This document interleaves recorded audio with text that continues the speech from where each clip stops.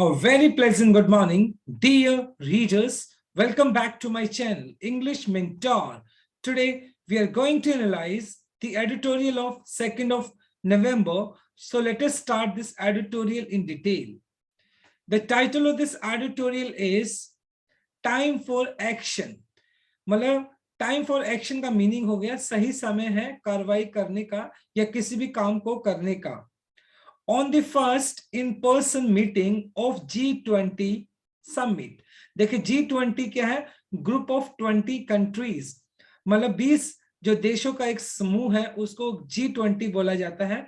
Summit का मतलब हो गया मीटिंग, इन पर्सन का मतलब होता है पर्सनली या फेस टू फेस। तो फिलहाल अगर देखा जाए तो जो 20 देशों का एक समूह है, उन्होंने आपस के उसके जो लीडर्स हैं, उनके जो प्रतिनिधि हैं, उन्होंने आपस में एक मीटिंग किया है और उस मीटिंग के अंदर बहुत सारे मुद्दे के ऊपर बात की गई है।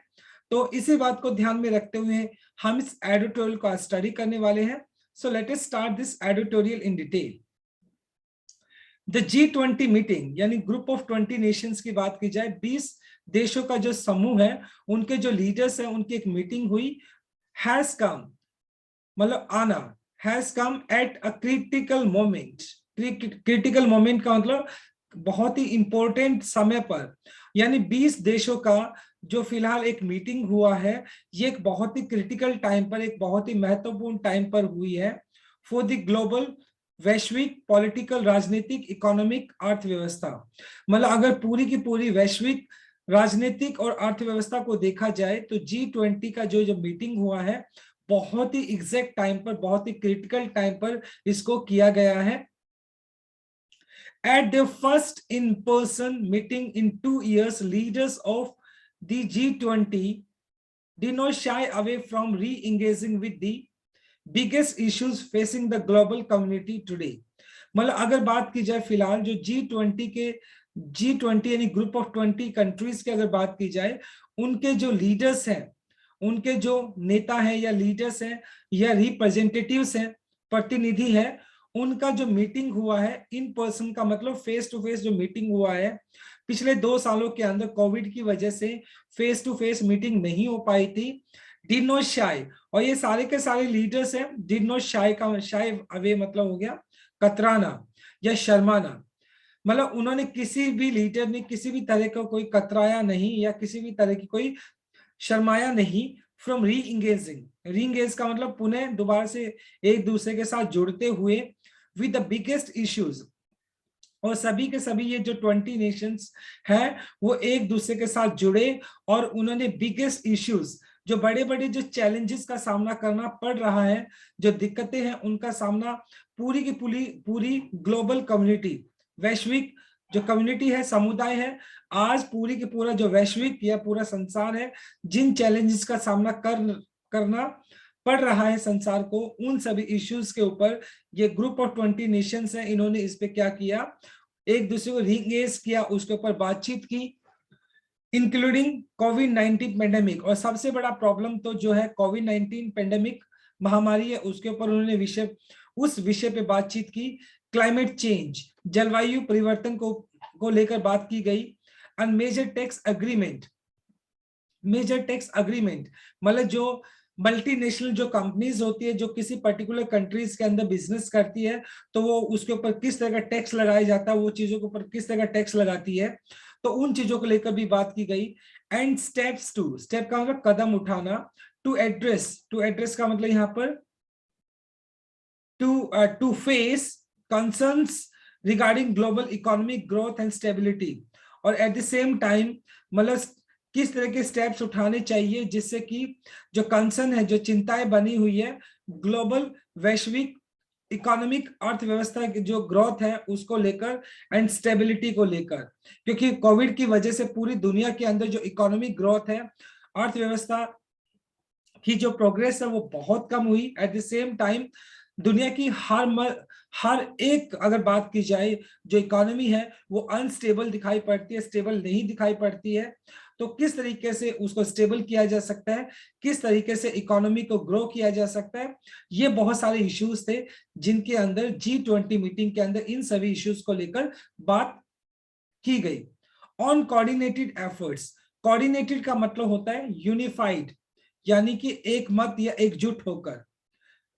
कोऑर्डिनेटेड एफर्ट्स एकजुट होकर टू मिटिगेट, मिटिगेट का मतलब होता है रिड्यूस करना, किसी चीज को कम करना, द पेंडेमिक, मतलब किस तरीके से एक दूसरे के साथ जुड़कर, एकजुट होकर जो पेंडेमिक का जो इफेक्ट है, जो प्रभाव है, उसको कम किया जा सकता है। द फोकस, और जो मेन जो ध्यान केंद्रित था वो किसके ऊपर था, वॉज ऑन वैक्सीन प्रोडक्शन।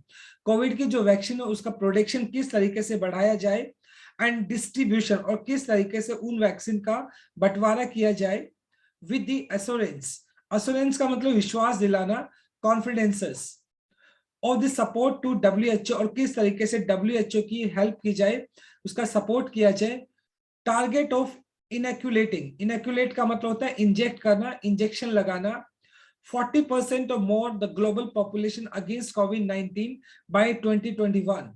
और अगर हालांकि बात की जाए WHO ने WHO इस बात को लेकर कमिटेड है कि 2021 के अंत तक पूरी दुनिया के अंदर 40% लोग ऐसे होने चाहिए जिनको वैक्सीन लग जाएगा, और ये तभी पॉसिबल हो पाएगा जो जो डेवलप्ड कंट्रीज हैं, जो एक दूसरे को क्या करे, वो वैक्सीन का प्रोडक्शन करे, eight the same time distribution भी करे, तभी ये पॉसिबल हो पाएगा।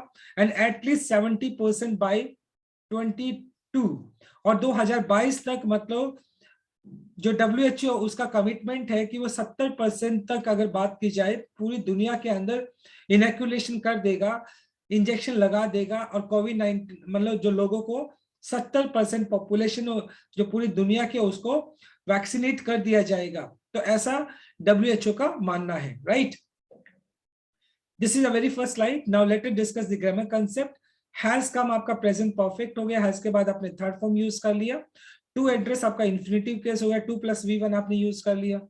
कोऑर्डिनेटेड एफर्ट्स, एफर्ट्स आपका नाउन हो गया, तो कोऑर्डिनेटेड आपका V3 हो गया, जो कि पास्ट पार्टिसिपल एडजेक्टिव की तरह काम कर रहे हैं। ऑफ आपका प्रेपोजिशन हो गया, प्रेपोजिशन के बाद आपने इनएक्यूलेटिंग यूज कर लिया। इनएक्यूलेटिंग का मीनिंग होता है वैसे इंजेक्ट करना, यहाँ पर इनएक्यूलेटिंग आपने जीरेंड की तरह यूज किया है, right. Now let us move on to our second slide. The implicit, implicit का मतलब होता है इंक्लूड करना, अजम्पशन का मतलब मान्यताएं, इन दिस कमिटमेंट। और ये जो G20 के जो लीडर्स हैं, यानी G20 मतलब 20 देशों के जो लीडर्स हैं, उनका जो कमिटमेंट है, उनका जो समर्पण है, उस समर्पण के अंदर एक मतलब अजम्पशंस दिखाई पड़ती है, एक मान्यता दिखाई पड़ती है। वो क्या है, is that initiative to boost, और मतलब ये जो इनिशिएटिव लिया जा रहा है, 20 कंट्रीज के जो लीडर्स है वो अपना एक कमिटमेंट दिखा रहे हैं, और उस कमिटमेंट के अंदर एक मान्यता दिखाई पड़ रही है। वो क्या इनिशिएटिव है, टू बूस्ट, टू बूस्ट का मतलब टू स्ट्रेंथन, मजबूत करना, द सप्लाई ऑफ वैक्सीन, जिससे कि वैक्सीन की जो सप्लाई है, कोविड-19 की वैक्सीन की जो सप्लाई है, उसको और भी ज्यादा मजबूत किया जाए। In developing countries will succeed, in developing countries will succeed and cooperation will help the world overcome supply। और कहीं ना कहीं जो जितनी भी डेवलपिंग कंट्रीज हैं, उन कंट्रीज के अंदर जो वैक्सीन की सप्लाई है उसको बढ़ाना चाहिए, और कॉपरेशन, सहयोग, will help the world overcome supply and financing constraints. Constraint का मतलब होता है हिंड्रेंसेस, दिक्कतें, बाधाएं, और अगर मतलब क्या किया जाएगा, एक दूसरे के साथ कॉपरेशन किया जाएगा, तो ये पूरी की पूरी दुनिया है जो वैक्सीन की स्कार्सिटी को लेकर प्रॉब्लम आ रही है, उसकी कमी को लेकर प्रॉब्लम आ रही है, तो उसको भी ओवरकम किया जा सकेगा। एट द सेम टाइम जो फाइनेंशियल जो हिंड्रेंसेस का सामना करना पड़ रहा है, जो फाइनेंसिंग मतलब फाइनेंशियल, वित्तीय कॉन्स्ट्रेंट, बाधाएं, और जो फाइनेंशियल प्रॉब्लम्स का सामना करना पड़ रहा है, वो एक दूसरे की मदद के साथ उसको ओवरकम किया जा सकता है। ऐसा G20 के लीडर्स का कमिटमेंट है। ऑन क्लाइमेट चेंज, और जहां तक जलवायु परिवर्तन की बात है, द ग्रुप लीडर्स और G20 के जो लीडर्स हैं, रिकमिटेड, रिकमिटेड का मतलब हो गया इंटरेस्टेड, विश्वास दिलाना, या दोबारा से एक दूसरे के साथ समर्पित हो जाना।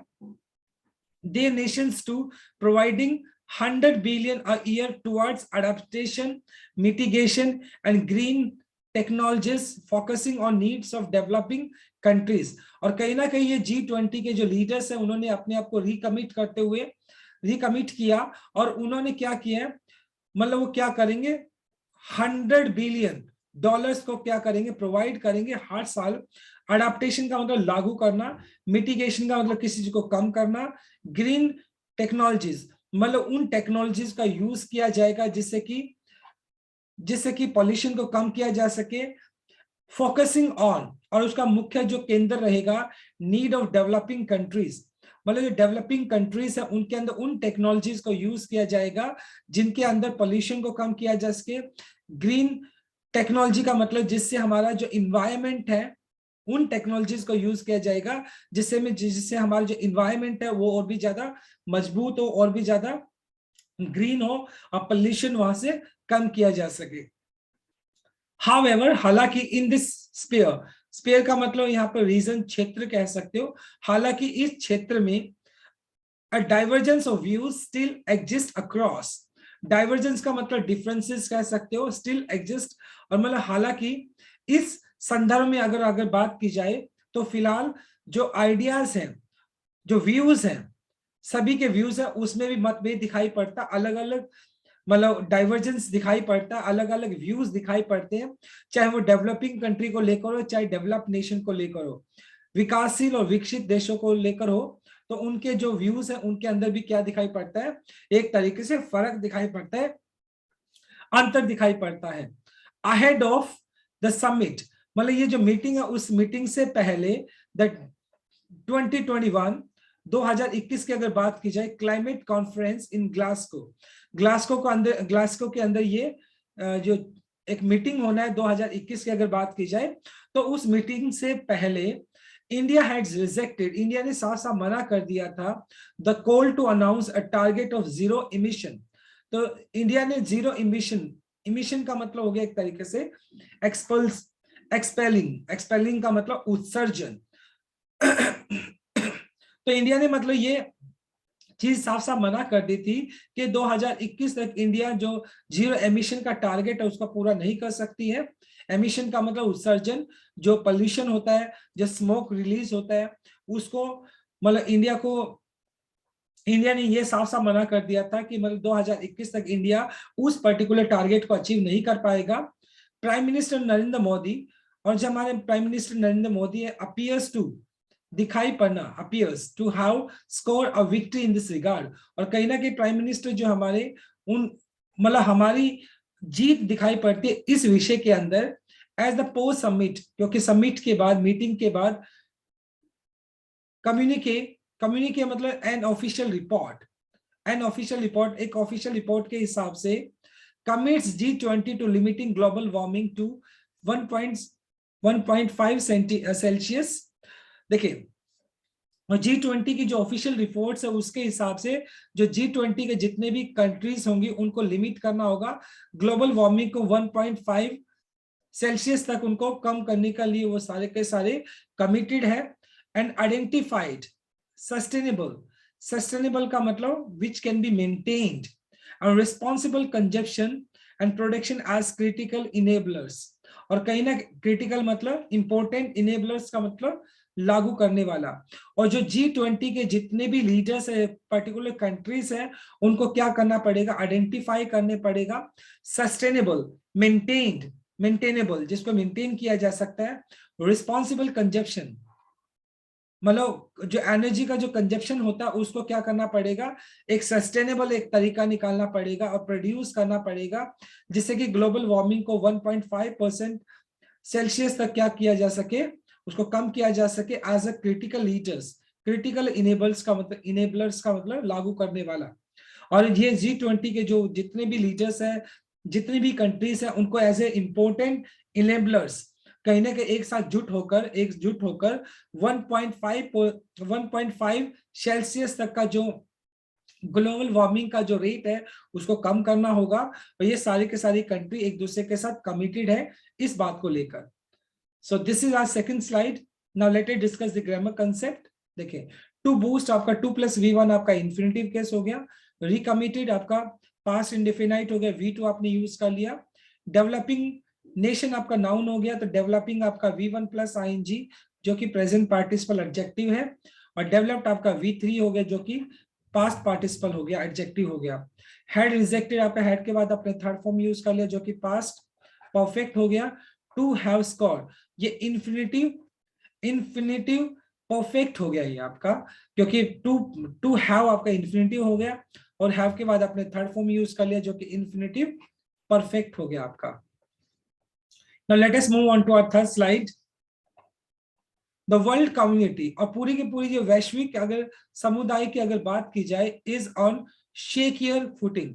शेकियर फुटिंग का मतलब हो गया, देखो शेकियर मतलब हिलता हुआ, फुटिंग मतलब ऐसे पैर जमाना होता है, अनस्टेबल इसका मतलब, यानी पूरा का पूरा जो वैश्विक समुदाय है वो अनस्टेबल दिखाई पड़ता है रिगार्डिंग दी फ्रेजाइल। फ्रेजाइल का मतलब वीक, कमजोर, पोस्ट कोविड इकोनॉमिक रिकवरी, क्योंकि कोविड 19 की वजह से पूरी दुनिया की जो इकोनॉमी है वो कोलैप्स हो गई थी। अब धीरे धीरे कोविड का जो असर है वो कम होता जा रहा है और इकोनॉमी है जो वो रिकवर कर रही है, लेकिन जो इकोनॉमी रिकवर कर रही है वो बहुत ज्यादा फ्रेजाइल दिखाई पड़ती है, बहुत ज्यादा कमजोर दिखाई पड़ती है। अंडरवे, अंडरवे का मतलब ऑन द वे कह सकते हो, रास्ते में होना। After paralysing, paralysing lockdown, paralysing का मतलब लकवाग्रस्त लॉकडाउन, क्योंकि लॉकडाउन लगाने की वजह से ये हमारी जो इकोनॉमी है वो क्या कर गया था, एक तरीके से मतलब ये जो लकवाग्रस्त लॉकडाउन लगाने की वजह से हमारे जो इकोनॉमी है वो क्या हो गया था, फ्रेजाइल हो गया था। और फिलहाल हमारा जो इकोनॉमी है वो रिकवर तो कर रहा है, लेकिन उसका जो रेट जिस तरीके से होना चाहिए वो उस तरीके से नहीं है, फ्रेजाइल है, बहुत ज्यादा कमजोर इकोनॉमी रिकवरी दिखाई पड़ती है। अनसरप्राइजिंगली, अनसरप्राइजिंगली मतलब आश्चर्यचकित, गिवन का मतलब कंसीडर करना, द राइजिंग इन्फ्लेशन, इन्फ्लेशन का मतलब महंगाई, और आश्चर्यचकित करने वाली बात तो ये है कि जो इन्फ्लेशन है, महंगाई है, वो लगातार बढ़ रही है। स्पाइकिंग का मतलब इंक्रीज एनर्जी प्राइसेस, और जितने भी ईंधन है उसके जो प्राइसेस है वो भी बढ़ रही है, जैसे कि हम देख सकते हैं पेट्रोल के जो चार्जेस हैं लगातार बढ़ रही हैं। Alarming supply chain bottlenecks, bottleneck का मतलब बाधाएं होगी, और जो सप्लाई चेन को लेकर अगर बात की जाए, चाहे वो प्रोडक्ट जो मतलब ईटेबल प्रोडक्ट्स को लेकर बात की जाए या कोविड 19 की जो वैक्सीन है उसको लेकर बात की जाए, तो ये सारी बाधाओं का सामना हमें करना पड़ रहा है।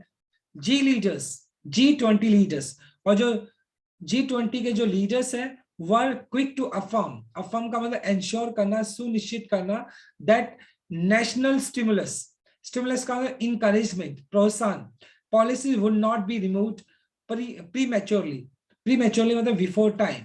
मतलब जो G20 के लीडर्स हैं उन्होंने इस बात को इंश्योर किया कि जो नेशनल स्टिमुलस है, मतलब वो पर्टिकुलर इनकरेजमेंट पॉलिसीज जिससे कि मतलब क्या हो सकता है, इकोनॉमिक ग्रोथ हो सकती है, वो सारी की सारी पॉलिसीज को रिमूव नहीं किया जाएगा, उनको नहीं हटाया जाएगा समय से पहले।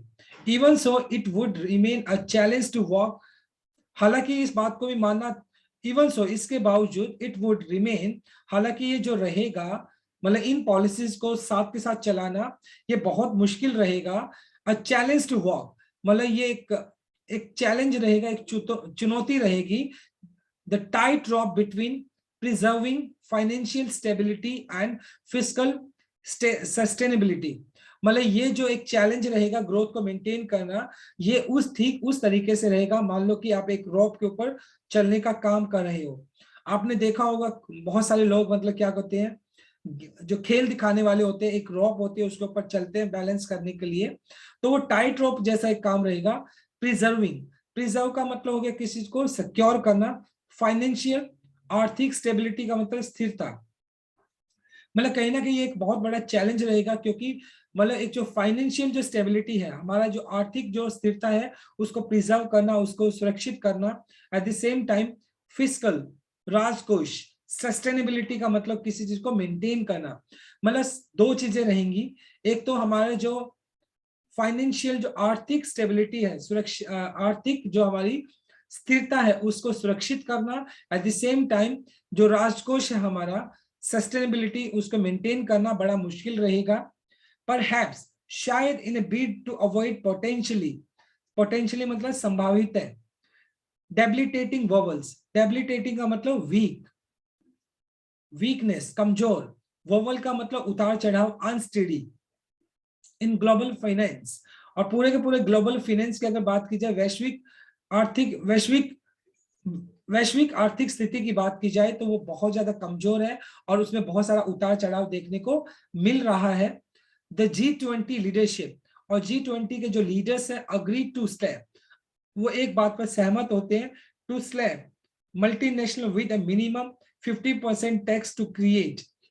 और कहीं ना कहीं उन्होंने जो G20 के जो लीडर्स हैं उन्होंने क्या किया, टू स्लैब मल्टीनेशनल्स, जो मल्टीनेशनल कंपनीज हैं उनको विद अ मिनिमम 15% टैक्स, और उन मल्टीनेशनल कंपनीज के ऊपर 15% टैक्स की अगर बात की जाए, a more stable and fair international tax system. और उन्होंने एक बहुत ही स्टेबल और एक फेयर सिस्टम, जो इंटरनेशनल टैक्स सिस्टम होना चाहिए, जिससे कि ये जो मल्टीनेशनल कंपनीज हैं वो कंज्यूमर्स को भी एक्सप्लॉइट ना कर पाए, और एक फेयर सिस्टम होना चाहिए टैक्स का। टैक्स को लेकर भी बात की गई। दिस वुड इम्पैक्ट, और इससे क्या प्रभाव पड़ेगा, दिस वुड इम्पैक्ट, और मतलब अगर एक फेयर सिस्टम होगा टैक्स का तो इससे प्रभाव पड़ेगा द टेक टाइटन्स।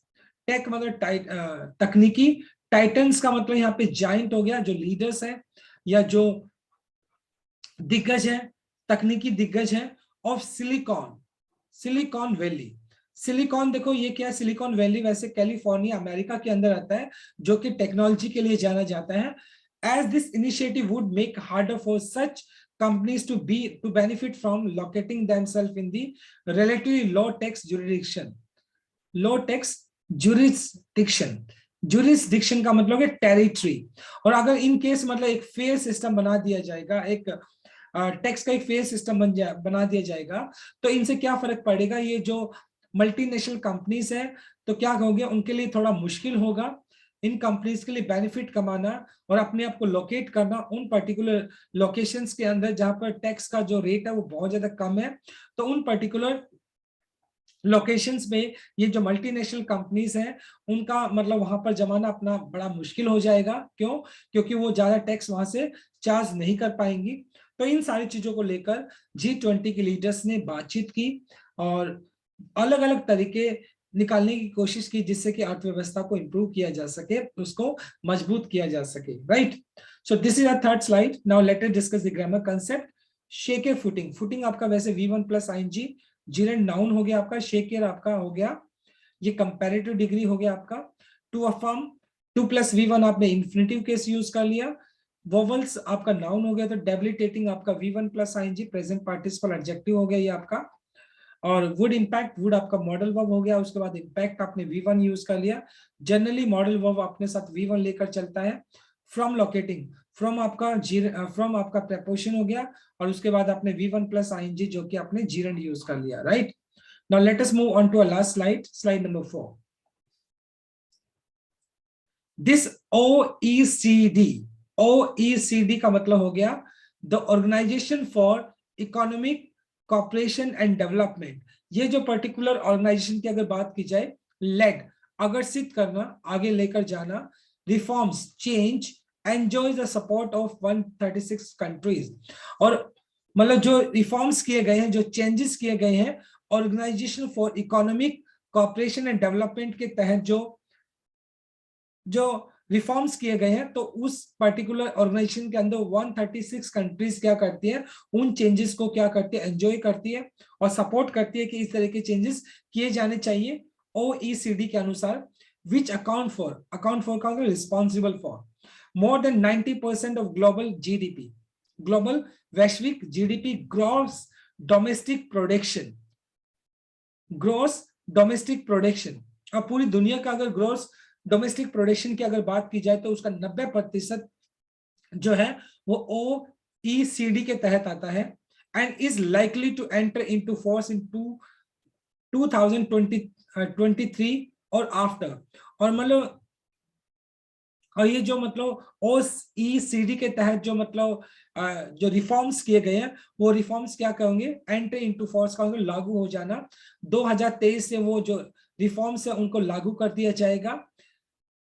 नेशंस, देश सच एज द US, और जहां तक अमेरिका जैसे देश की अगर बात की जाए, आर डिवाइडेड, बटा हुआ दिखाई पड़ना, whether to approve this proposal domestically, मतलब unless there is unanimity amongst the discontent, discontent का मतलब बातचीत करने वाले, यूनानिमिटी का मतलब हो गया एक तरीके से कॉन्सेंसस, एक मत, सहमत होना, और नेशन सच एज यूएस, मतलब अगर यूएस की अगर बात की जाए, अमेरिका की अगर बात की जाए, तो अमेरिका मतलब क्या दिखाई पड़ता है, डिवाइडेड दिखाई पड़ता है, बटा हुआ दिखाई पड़ता है। वेदर टू अप्रूव, अप्रूव का मतलब परमिशन देना, ये जो प्रपोजल है क्या इसको परमिशन दी जानी चाहिए घरेलू तौर पर, या फिर बशर्ते there is unanimity amongst the discussant, मतलब जो बातचीत करने वाले लोग हैं, अगर उन सभी के बीच में बशर्ते एक क्या है, कॉन्सेंसिस है, एक मत है, सहमति है, तभी मतलब क्या किया जा सकता है, इस बात को अप्रूवल दिया जा सकता है। लेकिन ये टाइम बताएगा। द इनिशिएटिव रिस्क, और ये जो पहल की बात की जा रही है, रिस्क का मतलब जोखिम में डालना, फेसिंग इम्प्लीमेंटेशन, लेकिन सबसे बड़ा प्रॉब्लम तो इसको लागू करने का होगा कि किस तरीके से इसको इंप्लीमेंट किया जाना चाहिए, डिलेज, क्योंकि इंप्लीमेंट करते वक्त मतलब डिले हो सकती है, देरी हो सकती है। The G20 meeting has come at critical moment for the global political economy. और जो G20 के लीडर्स की जो मीटिंग है वो एक बिल्कुल क्रिटिकल टाइम पर आई है, जिस वक्त पूरी की पूरी जो वैश्विक है, पूरी जो दुनिया है, वो पॉलिटिकल, राजनीतिक और इकोनॉमिक अर्थव्यवस्था से रिलेटेड चैलेंजेस का सामना कर रही है। तो सही टाइम पे ये मीटिंग हुई है। इट रिजल्ट्स इन टाइमली, और अगर मतलब ये जो G20 की जो मीटिंग है, अगर इसका रिजल्ट सही टाइम पर आते हैं, इफेक्टिव, प्रभावशाली, प्रभावशाली कोऑर्डिनेटेड एक्शन, एक दूसरे के साथ मिलकर जो एक्शंस लिए जाएंगे सहयोग करते हुए अक्रॉस मेजर नेशंस, बड़े बड़े देश अगर एक दूसरे को सहयोग करते हैं और मतलब ये जो पॉलिसीज अगर उनको एग्जीक्यूट किया जाता है, hope for recovery will remain afloat.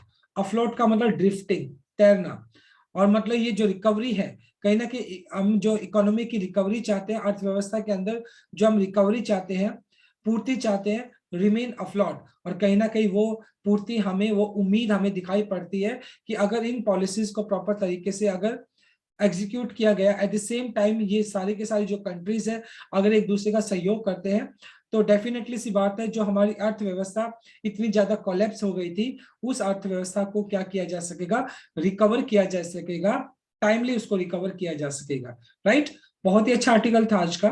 Now let us discuss the grammar concept. Account for का मतलब होता है responsible for, responsible for, are divided आपका बी प्लस थर्ड फॉर्म हो गया जो कि पैसिव स्ट्रक्चर हो गया, अनलेस आपका एक कंजक्शन है जो कि नेगेटिव कंजक्शन है, जिसका मतलब होता है बशर्ते, विल रिमेन, विल आपका मॉडल वर्ब हो गया, उसके बाद आपने रिमेन यूज कर लिया जो कि V1 है, और ये आपका फ्यूचर इंडेफिनाइट है। So my dear readers, this is all about from this article. Thanks for watching this video. Please do like, share, comment, and subscribe to my channel. So tomorrow I'll continue with another article. Till then, bye bye, take care, and have a nice day.